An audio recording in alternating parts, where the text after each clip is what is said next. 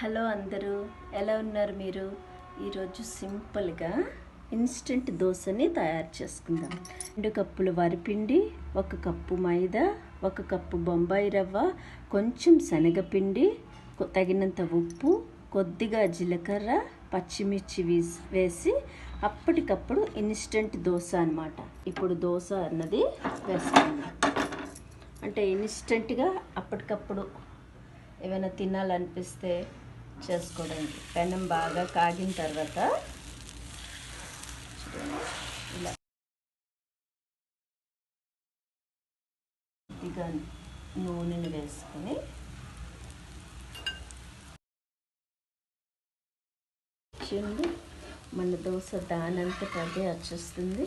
వరిపిండి 2 కప్పులు వేయడం వల్ల కొంచెం క్రిస్పీగా ఉంది. ఒక్క వరిపిండే 2 కప్పులు, మిగతావన్నీ ఒక్కొక్క కప్పు. చూడండి ఎంత బాగుందో మన దోశ.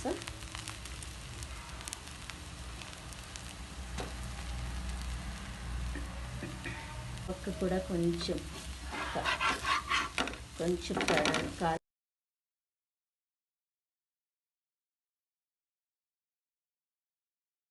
ఒక దోశ వేసుకున్నాను అంతే. మరి ఇది కొబ్బరి ఫల్లి అండి, ఇది టమాటో కొబ్బరి 2 రకాల చట్నీతో మన ఇన్స్టెంట్ దోశ రెడీ అయిపోయింది.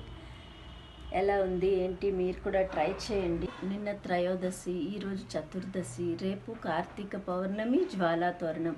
చాలా విశిష్టమైనది. మీ అందరికీ కూడా ముందుగా కార్తీక పౌర్ణమి శుభాకాంక్షలు.